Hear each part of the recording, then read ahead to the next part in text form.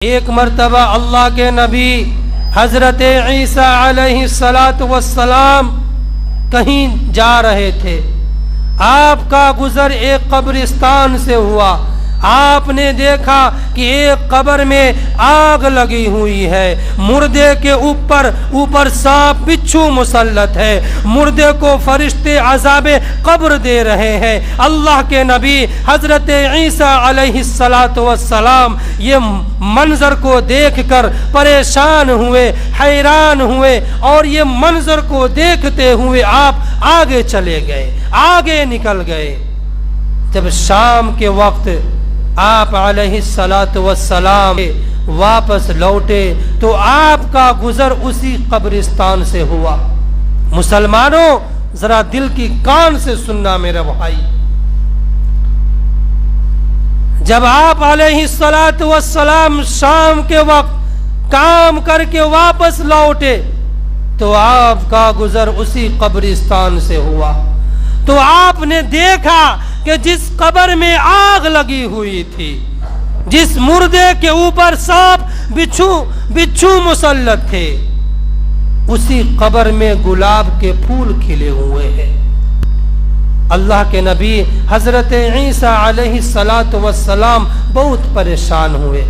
حیران ہوئے کہ آخر ماجرا کیا ہے، آخر معاملہ کیا ہے کہ جب میں ادھر سے گیا تو اس قبر میں آگ لگی ہوئی تھی، لیکن ابھی جب میں واپس لوٹ رہا ہوں تو اسی قبر میں گلاب کے پھول کھلے ہوئے ہیں، اور وہی مردہ جس کے اوپر سانپ بچھو مسلط تھا وہ چین کی نیند سو رہا ہے۔ حضرت عیسیٰ علیہ السلام ہاتھ کو آسمان کے طرف اٹھاتے ہیں اور پوچھتے ہیں، اے اللہ کیا ماجرا ہے، اے اللہ کیا معاملہ ہے کہ جب میں صبح میں ادھر سے گیا تو اسی قبر میں آگ لگی ہوئی تھی، اور جب میں شام میں ابھی لوٹ رہا ہوں تو میں دیکھ رہا ہوں کہ اسی قبر میں گلاب کے پھول کھلے ہوئے ہیں۔ سنو مسلمانوں، غیب سے آواز آتی ہے کہ اے عیسیٰ، یہ جو قبر میں میرا بندہ سو رہا ہے، میرا بندہ بڑا گنہگار تھا، بڑا سیاہکار تھا، لیکن مرنے سے پہلے، دنیا سے رخصت ہونے سے پہلے اس نے اپنی بیوی کو حاملہ چھوڑایا تھا، اس نے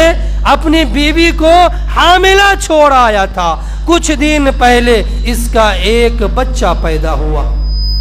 اور جب وہ بچہ تھوڑا سا ہوشیار ہوا تو اس کی بیوی آج اس بچے کی انگلی پکڑ کر، ہاتھ پکڑ کر آج مکتب میں پڑھنے کے لیے رکھ آئی ہے۔ آج اس کی بیوی نے اس بچے کی انگلی پکڑ کر مکتب میں پڑھنے کے لیے رکھ آیا ہے، اور آج اس کا بچہ میرا نام لیا ہے۔ عیسیٰ، مجھے شرم آتی ہے، مجھے حیا آتی ہے کہ جس کا بچہ میرا نام لے اور میں اس کو عذاب قبر دوں۔ اب ذرا غور کرے، ذرا سوچے میرا بھائی۔ اسی لیے نہ میں کہتا ہوں کہ خوش نصیب ہے وہ ماں باپ، خوش نصیب ہے وہ والدین میرے بھائی جس کے بچے حافظ قرآن ہیں، جس کے بچے میرے بھائی عالم دین ہیں، جس کے بچے میرے بھائی قاری قرآن ہیں۔ اسی لیے میرے بھائی، میں آپ سب سے بڑے ہی ادب و احترام کے ساتھ گزارش کرتا ہوں کہ ہم ایک ٹائم نہیں کھائے، ہم ایک وقت کھانا نہیں کھائے، ہم عید پر، بقرعید پر، خوشی کے موقع پر، شادی بیاہ میں ہم کپڑے نہیں سلائے، لیکن میرے بھائی ہم اپنی اولاد کو، اپنے بچوں کو اور اپنی بچیوں کو قرآن ضرور سکھائے، ہم اپنی اولاد کو دین کی تعلیم ضرور دے میرے بھائی۔ آج مجھے بڑا افسوس ہوتا ہے، اور افسوس کے ساتھ میرے بھائیوں مجھے کہنا پڑ رہا ہے کہ آج ہم مدارس میں جا کر دیکھیں،